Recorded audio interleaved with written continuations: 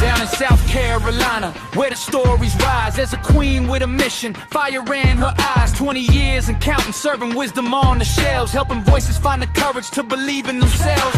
She opens up the pages, lets the hidden stories shine. Black and brown author stepping boldly into time, with a mic and a message, she's changing the scene. Everybody knows her name, she's a literary queen. From the library shelves to the podcast stream, you lift every author, you wake up a dream. Tuesday night at 8 and the room leans in. Put your scrim ball, let it all begin. SCBookGal, keep shining your light, lifting up the authors, bringing stories to life. Put your scrim ball. We see your dream, literary queen, literary queen. SCBookGal, let the whole world see Put your scrim ball. your legacy. From the page to the air, you set it free. Literary queen, literary queen.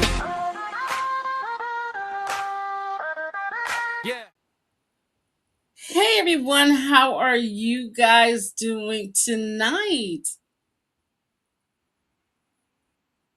Alrighty, I see you out there. This is your girl, Patrice Grumble, Miss SCBookGal 843, and I am here tonight, another author and another book. So let me ask you a question, you guys. What does 10 cents, rejection, and acceptance have to do with each other? Three totally different words. Don't worry, I'm gonna explain that to you in a minute.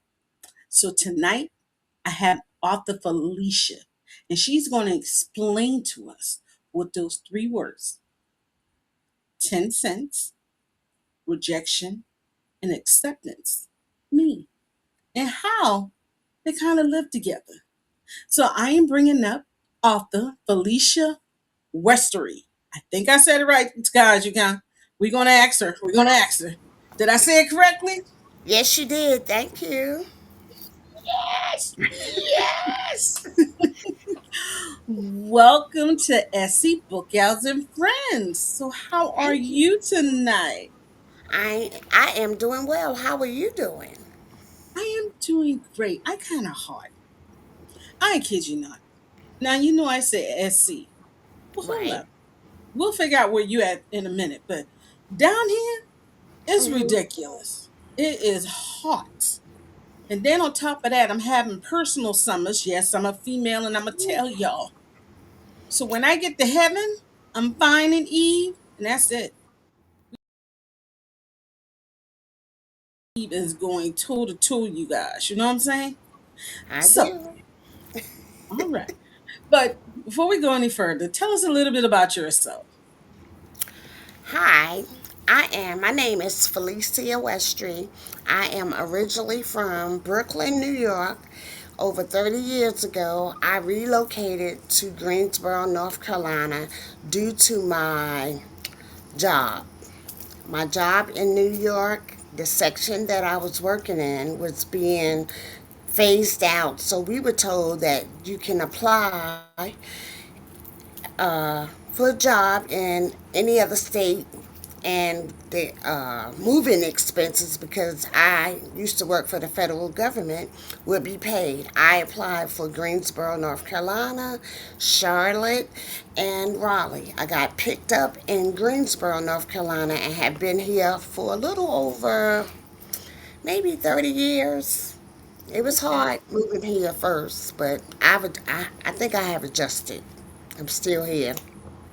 I think we talked earlier and we said that, in my experience, when people come down here to South Carolina, the first thing they say is, it's too slow down here.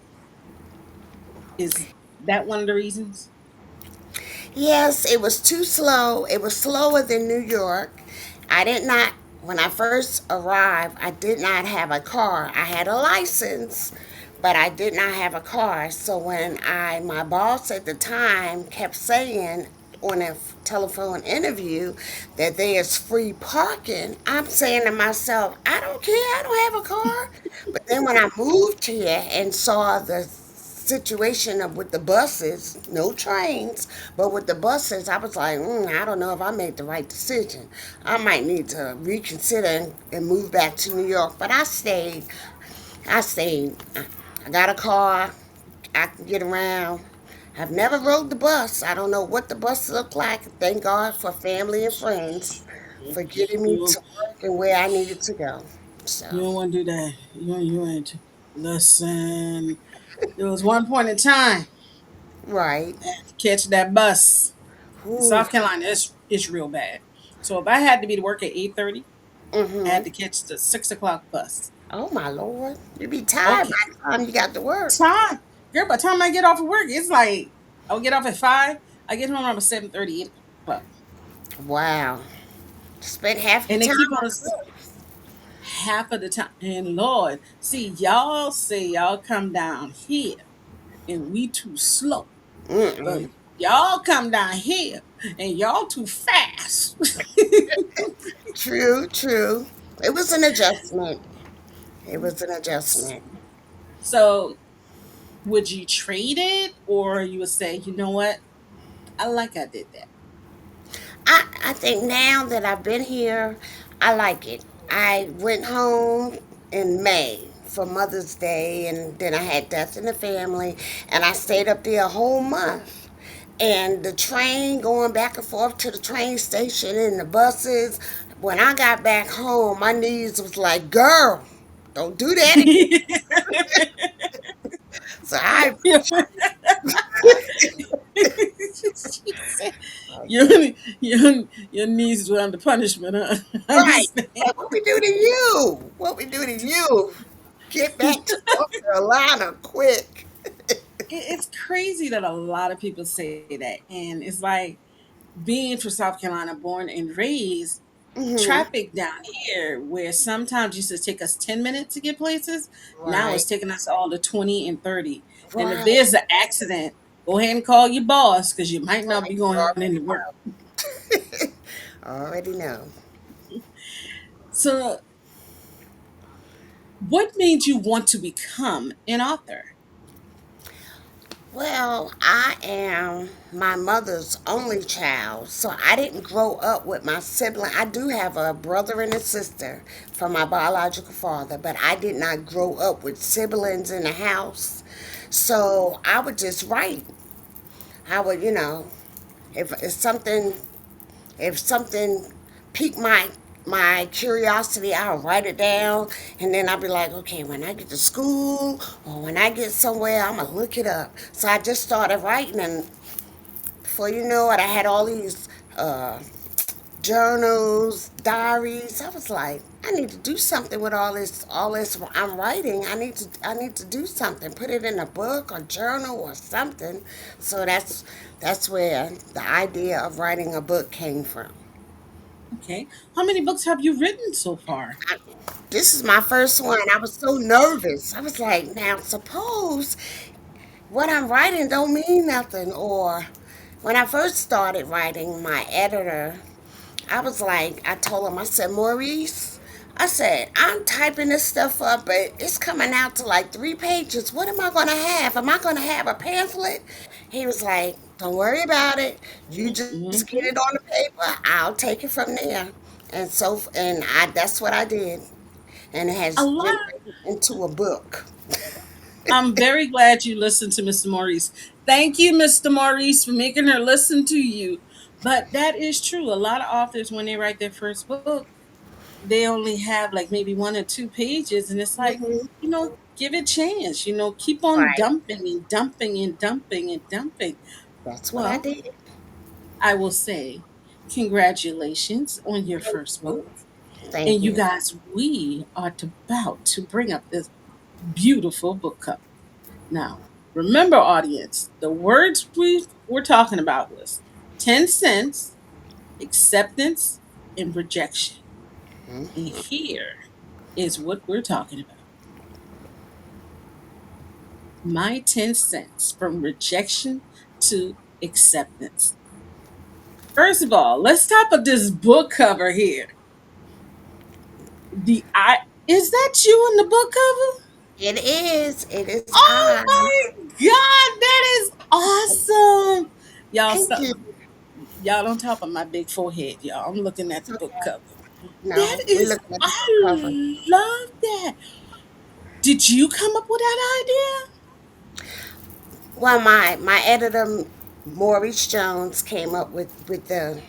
I told him what my topic was, and I just had my 10 cents, and he was like, "Oh no, we gotta add something else to that." So when I started writing and sending him my drafts, he was like, "Oh, I got it, I got it. It's gonna be my 10 cents from rejection to acceptance." I said, "Okay, I like that. I like that." I So, love the fact that you and your editor seem to have a great communication. oh I yeah, love we that for you. we grew up together. We're both from New York, and we grew up together in the same church and everything. And then, you know, we both went our separate ways. He, went to Philadelphia. I came down here, and then we always kept in contact with one another. And he was like, you need to do something because you just write, you take notes all the time. You need to do something, write it down. I was like, this ain't gonna mean nothing. He was like, write it down. You let me worry about that. So I said, okay. So his name is Maurice Jones. He has Quiet Fire Publishing, and I just left it up to him. He said, you write it, I'll do the rest. I said, okay. I I trust you enough that you haven't steered me wrong. So That is beautiful because I think you might be the first one I've ever heard speak so lovingly of the editor. right, He- it's like we making it do what it do over here. You right, know, right. I love that. I love that for you because some authors, their first go around, they're like, look at here, look at here. Some of them tried the world of self-publishing and be like, look at here, look at here. But you were able to have an editor that had your back, and it seems like he kind of spoke into you and was like, hey, you continue to do it. You are Mm-hmm. so blessed to have that, Yeah. sweetheart. Thank you. I've been writing. So I've been writing my book all my life, but I I had foot surgery back in November. I couldn't walk because couldn't put no weight on my left foot. So Maurice called me one day, checking on me. How you doing? I said, I'm doing well. I'm doing. He said, are you tired of watching Lifetime and Hallmark movies? I was like, yeah. He said, well, why don't you just finish writing your book? I said, that's a good idea. He said, yeah, just finish it. Just put it down on paper and send it to me, and I'll take it from there. So that's what I did. It's oh encouragement to my God. keep That writing. was that was brilliant. That was Yep. brilliant. Oh my God. So tell me a little bit about your book, My 10 Cents from Rejection to Acceptance. Tell us a little bit about it. My 10 cents from rejection to acceptance is like a little glimpse into my life. The name of the book came from my maternal grandmother. I used to always go to her house, and as a toddler, toddlers find stuff on the floor that we as parents don't really. We see it, but it was like, oh, I'll get it later. But I will always pick up, she always dropped change on her floor. I don't know if she did it purposely or I don't know. But I will always see like money, coins, and I would pick it up and I would bring it to her and say, 10 cents? And she said, no, baby girl, that's not 10 cents. That's a dime. That's a nickel. That's a quarter. And then she went out and bought a piggy bank and put it on her coffee table. So after she would explain to me what the money was, I used to love hearing it drop in that piggy bank. She'd be like, no, that's a nickel. And I would drop it in that piggy. Boy, me and her, we were just, that was our thing. And then the older I got, she just started calling me 10 cents. She would call my mom and my dad, and she would like, does 10 cents need anything? And then my mom said, she don't need nothing. And then my grandmother, she would always bring me something, even if my mom said I didn't need anything. So the rejection to acceptance came from an early age. My biological father at the time did not accept me as his biological daughter. But as time went on, he came around. I looked just like him. And he came around and he would accept me as his daughter. But that from that early age, I always thought that I was an outcast. That if I went somewhere with my mom or my family members, that if they were doing something and I was not included, I felt like I was rejected. So from me feeling like being rejected, I had to really rely on talking to my mom, talking to God and my faith to let me know that I'm never alone. God is always with me. So that in turn turned from being rejected to being accepted. So that's where my title came from. My 10 cents from rejection to acceptance.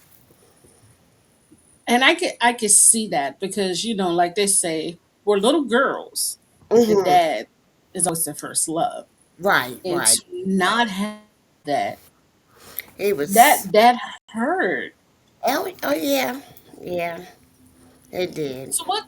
So what encouragement did your mom give you that you wrote in the book to help other, and I won't even say girls, I would say individuals, because on the flip side you may have some boys or some Hmm. men who did not have those adult figures that they should have had in their life. So what did your mom say to you that you included in this book? She would always tell me, she was like, you are loved. Not only do I love you, but God loves you. You can do all things through Christ that strengthens you. You whatever you put your mind to, you can do it. If you want it, and like when I was younger, she said like, if you want to write a book, why can't you write a book? And I never forgot that. It was always in the back of my mind. But as life goes on, other things are pressing, and so when I started writing the book, I said, "Oh, my mama told me if I put my mind to it, I can do it." And she will always encourage me to do positive things, and she will always say, you know, God is watching. So if I hang out with my friends or whatever, I will always hear her say, God is watching. So I would be like, okay, I'm not gonna do it to that extent, but I am gonna hang out. You know what? Grandmama used to do that same thing. Right, Tell them, I might not be out there, but but I'm out God is watching you. And there. I'd be Right, like, man, I'd be like, God, turn your head for a second. right. The other way. This will take a minute. Just come on, man, give me a pass with this one. Right, And then right. I remember saying that, and then the Helen Baylor song, in the Sea of Forgetfulness. I used to walk Oh, around here. He said 70 times seven. You'd be like, like, Trace, he oh, didn't. So putting all your thoughts in your feelings and your emotions and into, and I'm gonna call it your baby because your book is your baby. right. When you first held your book in your hand, how did you feel? Oh, I, I was overwhelmed. Like when Maurice, my editor, showed me my the cover of my book. We had gone out. We had went to met in Charlotte because he lives in Charlotte. So I said, "I'll come to Charlotte," and we had met, and he showed me my book cover, and I started crying. And that was just him showing me the book cover, and I excused myself from the table, and I went in the bathroom, and I kind of had like the ugly cry. Then I came back, and he was like, "Was you crying?" I was like, "Oh no, what makes you think I was crying?" But when I actually held my book in my hands, I was like, "Oh my God, this is my baby! Oh my God!" And then when my husband read the book, he was like, "Oh my God, I'm married to an author." I was like, "Boy, shut up."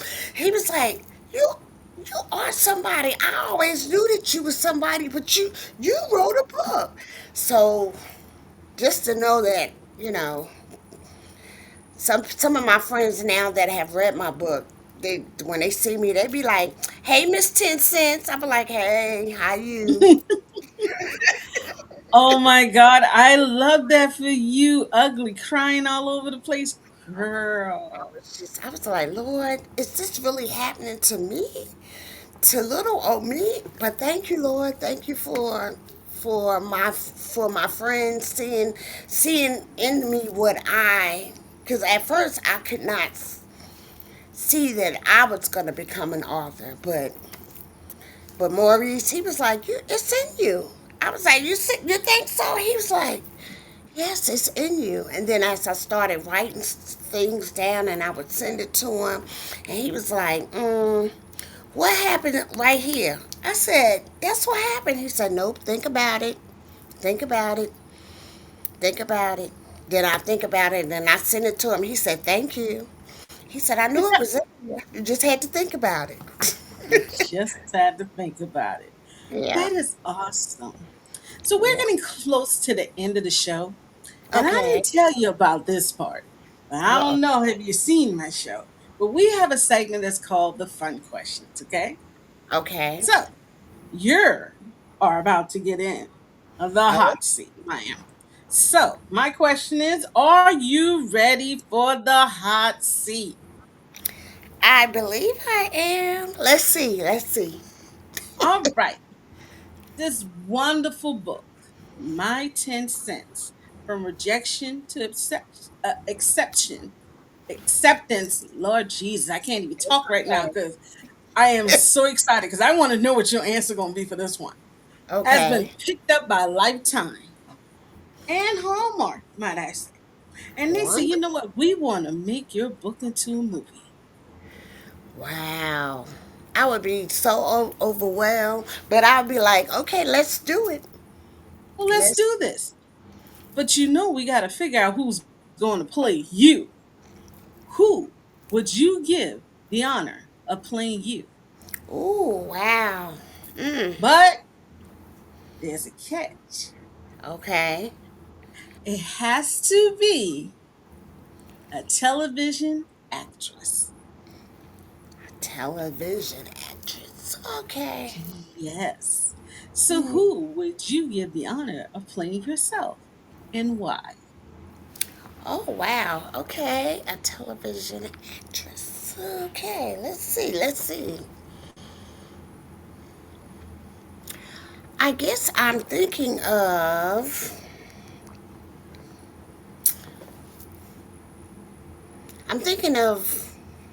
either I'm thinking of living single. I don't know, maybe Sinclair, cause my friends often tell me that I'm funny. I was like, I don't think I'm funny, but maybe Sinclair Okay. to I keep. can see that because Yeah, you do have this wonderful, bubbly personality going on. So I can right, see that. I right. can see that. Yeah. So we have Sinclair James. You, Mhm. Overton is really cute. I just wanted to put that Yeah, out yeah. there. I agree. oh, Overton. Okay, we can't talk about Overton trees. Get Overton out your head, girl. Let him go. In the name of Jesus, you better go, Ovi, because hey, okay. So because your mother is such an important person who gave you all of this love and filled all of this that you had in you, Mhm. We got to give her a character. Right. Who would you give? Now, let me tell you, I don't know your mama from Adam Cat, but this Okay. is who I am feeling, okay? I am Okay. feeling two people because I'm just coming off vibe for you. And every time you say your mom, your smile is just beautiful. I'm thinking Felicia Rashad. I was thinking the same thing. Y'all know I'm good. I was thinking, And I was thinking Florida Evans. Now I know you're thinking, why Florida Evans? Florida yeah, love her kids. yeah, yeah. I concur. I concur. So who Yeah. would you choose for your mom? Hmm. I would say, although I am a great fan of the Cosby Show. I love the Cosbys, but I think I would go with Florida Evans because she would cut off her right arm for her kids, and that's how I see my mom. Like my mom is short in stature, but she's tall and mighty in my eyesight. She will go to bat for anybody. If I'm upset about something and she still lives in New York, and if she couldn't fix the problem, she is on it. She's like, okay, well, we're gonna do this and we're gonna do that. But first I'm gonna pray about it. And then I'll come back to you with my answer. So yeah, I think Florida Okay. Evans. How they say a praying grandmother? Right. Yes, I know but one of those. Right. And my mom, I know but those. So Right. we have St. Clair James playing you, Mhm. Florida Evans for your mom. But Okay. now you know every good movie has a theme song. Okay. What would your theme song be in life? And why did you choose that song? I think mm, the Golden Girls. Thank you for being a friend. And the reason why Oh, I chose that song is because I consider myself a true friend to my friends. I consider myself a friend that's there for people. Like if I find out that one of my friends or associates or whatever is going through a crisis, I'm gonna figure out a way to help them some kind of way. Even if I don't know how to do it, I'm gonna figure it out. I'm gonna Google it. I'm gonna go to Chat GPT. I'm gonna find a way. So I feel "Thank You for Being a Friend" by the Golden Girls would be a good theme song. now that is awesome. So before we let you go, we Mhm. like to do something that's called the rundown. So the Oh, rundown, we like you to tell us where we can purchase your book, okay. where we can catch you at book signings or anything, and how we can follow you on social media to keep updated on other projects you may be working on. Now we Okay. do have the information scrolling at the bottom of the screen, but go ahead and give us the rundown. Okay. I do have a website that they can purchase my books. It's called Books, BOOKS .by my hyphen ten hyphen cents. And you can purchase my book from the website, and my book costs $15, but if you go through the website it's an additional $5 for shipping. And I also have books on hand that you somebody may contact me through Facebook, and I'm also on Instagram. And my upcoming events of where I will be, I will be at the Vendors Mart in Burlington, North Carolina at the Holly Hill Mall on July 11th from 10 a.m. to 3 p.m. And also in August, I'm doing another book signing at the Book Love bookstore in Jamestown, North Carolina. Saturday, August the 22nd from 12 o'clock to like 3. Yeah. Well, that is awesome. You guys, if you're looking at the bottom of the screen, you see all her information, where you could catch her in North Carolina, where you could catch her at the vendor's market, where you could purchase her book, My 10 Cents from Rejection to Acceptance. I think we all need to get this. No, I don't think. Let me rephrase that. We all need to get this. And this would be a great book for those who are of age or Mm-hmm. those who are just needing a little bit of that to get them going. Okay. Well, we thank you for being with us, Miss Felicia. Thank you for having me. I really enjoyed this. This was wonderful. Thank you. Thank you. It was awesome. So there you go, you guys. Another book. Y'all go grab it. And you know what? Support an author. Go out there and say hi. Tell her you saw her here. And when you go and you see her, you get the book. You stand in between her and the book and you take the picture, okay? You know, she's go support an author, okay? You guys, it was great being with you tonight. Remember, like I said, there's no such thing as an old book because not every author and not everybody has read every book. I'll see you guys again. Bye.